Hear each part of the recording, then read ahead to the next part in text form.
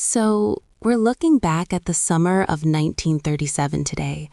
That silver twin-engine plane heading out over the blue haze of the Pacific, it's such a tragic mystery, isn't it?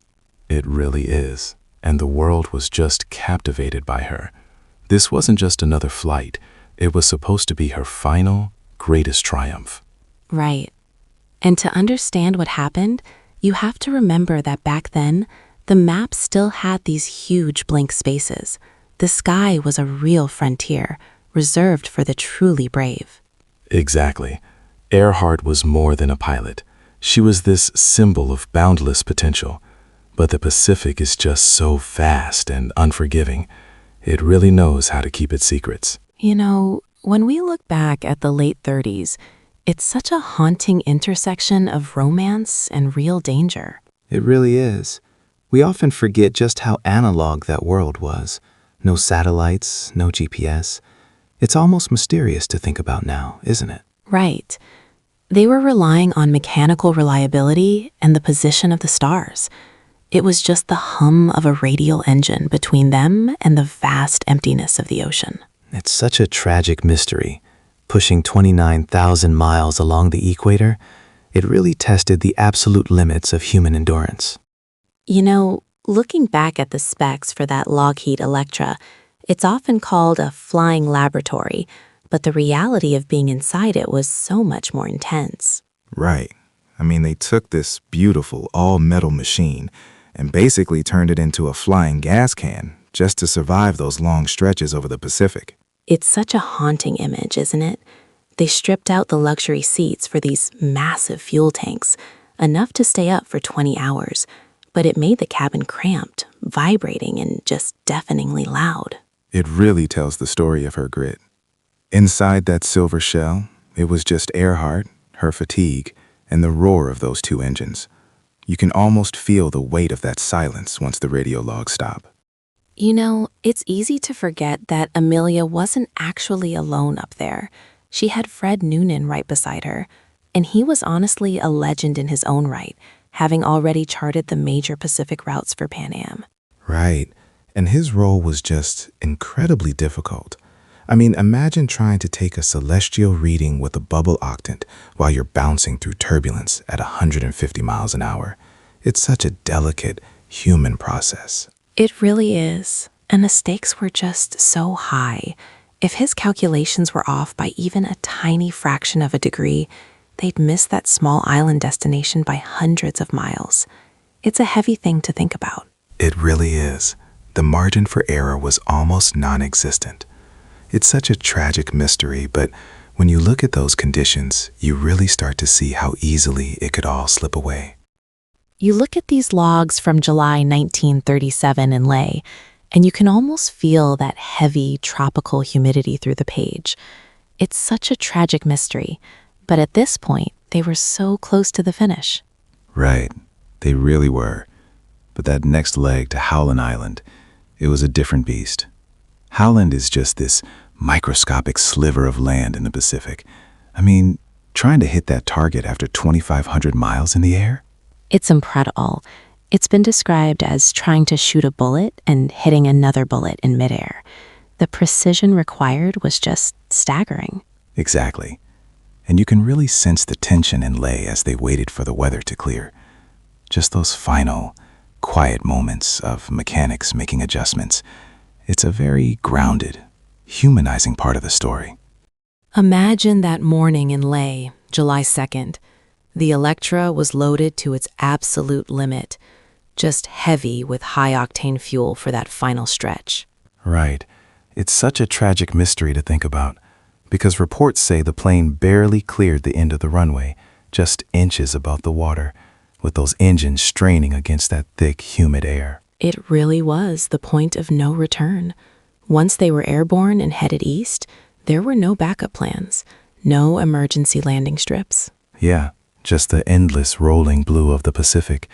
They were completely committed to finding Howland Island, or they weren't coming back. It's a heavy thought. When you look at the logs, you realize that as the coast of New Guinea faded behind them, they were entering a level of isolation that's just, it's hard for us to even wrap our heads around today. It really is. It's just them, the steady drone of the engines, and that vast, empty horizon. It's such a haunting image, but also a very human one. And then that afternoon sun disappears, leaving them in a completely moonless night. Over the ocean, that's where it gets so disorienting. The sky and the water just merge into one dark void. Right.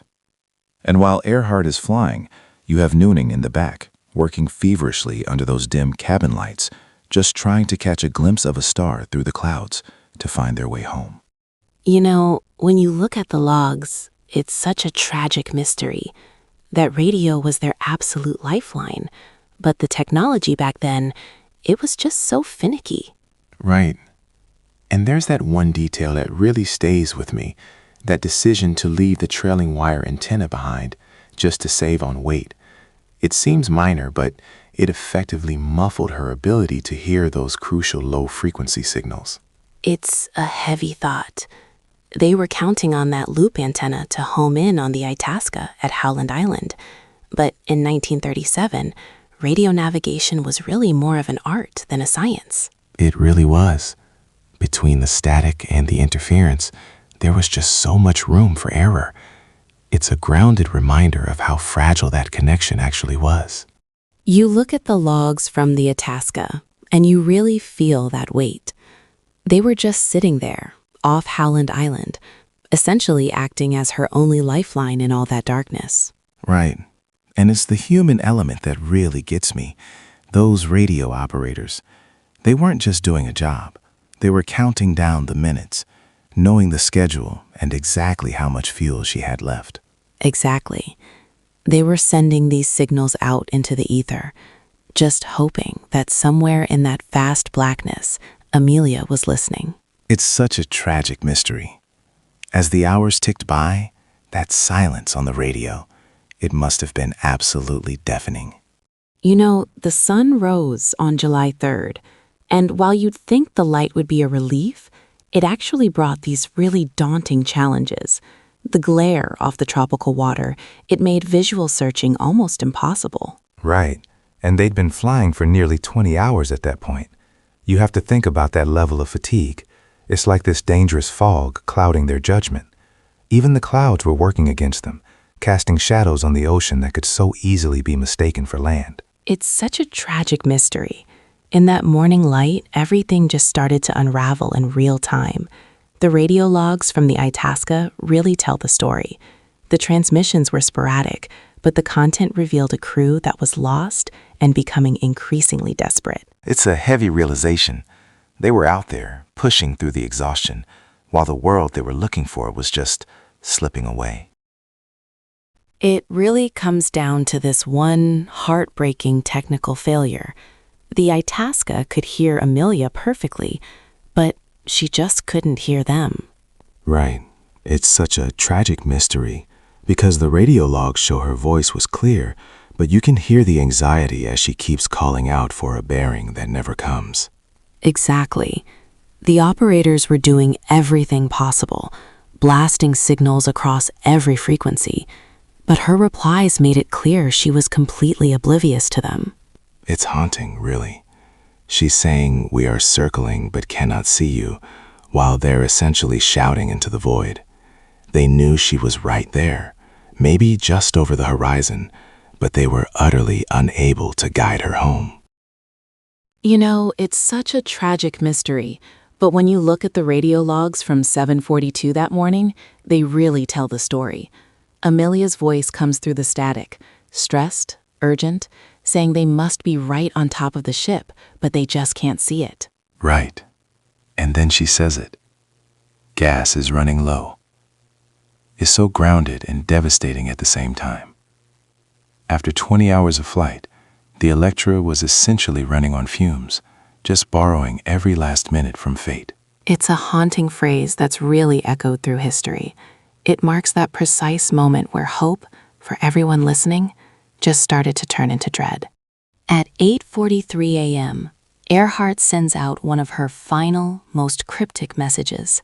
She says, "We are on the line, 157, 337. It's such a tragic mystery, hearing those specific coordinates. Right. And those numbers weren't random. They were the sun line Noonan had calculated. They were essentially flying back and forth along this invisible highway in the ocean, just hoping to spot that tiny sliver of land. Exactly. It was a logical strategy, really, a desperate attempt to find Howland Island. But without a visual reference, they were basically searching in the dark. It's so grounded, yet so heartbreaking. The radio logs really tell the story of two people doing everything right in a situation that was going so wrong. The logs show the Itasca really tried everything. They even fired up their boilers to create this massive plume of black smoke, just hoping it would stand out against the blue sky. Right, but the horizon stayed empty. No engine drone, just the sound of the wind and the waves. It's such a tragic mystery, especially when you think about them waiting for a sound that never came. Exactly. And after that final line of position message, the radio just fell silent. It's a silence that's been debated for decades, honestly. People talk about those faint ghost signals later, but in that moment, the loss of contact felt absolute. It's just so heavy. It's such a tragic mystery, especially when you look at the sheer scale of the response. The U.S. launched what was essentially the largest search in naval history, diverting entire battleships and aircraft carriers to the Central Pacific. Right. And back home, people were just glued to their radios, praying for a miracle. It's hard to imagine that kind of collective hope, but the reality on the water was so different. It really was. They scoured thousands of square miles, but the Pacific is just so incredibly vast. A silver plane or a small life raft, it's almost impossible to spot from the air. Exactly. Especially in those rough seas. Looking down from a few thousand feet, it's nearly invisible. It's a very grounding, sobering thought. You know, after weeks of searching, with no wreckage and no real radio contact, the Navy finally had to call it. It's such a tragic mystery. It really is. And the official conclusion, that crash and sink theory, it's the most straightforward explanation we have, isn't it? Right. That Electra was so heavy with its engines and equipment, the reality is it just wouldn't have stayed afloat for long. Exactly. And in that part of the Pacific, the ocean floor is thousands of feet down. It's a heavy thought, them resting there in the perpetual darkness of the abyss. A quiet tomb for two pioneers. You know, it's worth noting that not everyone accepts the official verdict of a crash at sea. There's this really compelling theory that they actually made it to Gardner Island, what we now call Nikumaroro. Right. And when you look at the radio logs, they really tell the story. That 157337 line Amelia mentioned leads right to that atoll. It's a lot to take in, honestly. It really is. The idea that they survived the landing only to become castaways on this desolate, baking hot reef, it's a heavy thought. It's such a tragic mystery. Just imagining them waiting for a rescue that never came, all while the world was searching the wrong patch of ocean. It's heartbreaking, really. You know, the expeditions to Nikumaroro have turned up these incredibly specific, almost haunting clues. A piece of aluminum paneling that matches the Electra, a 1930s shoe heel, even a small zipper pole. It's such a tragic mystery. And those skeletal fragments found back in 1940, it's really heartbreaking to think they were lost before we had the technology to actually identify them. Right. These artifacts paint a picture of a very slow, agonizing end. Even the ghost signals people reported. Modern analysis suggests those were genuine distress calls sent from the reef while she still had engine power. Exactly. Just imagine her out there, waiting for a rescue that never came, before the tide finally took the plane. The radio logs really tell the story, and it's a heavy one, but it feels grounded in the truth. It's such a tragic mystery, isn't it?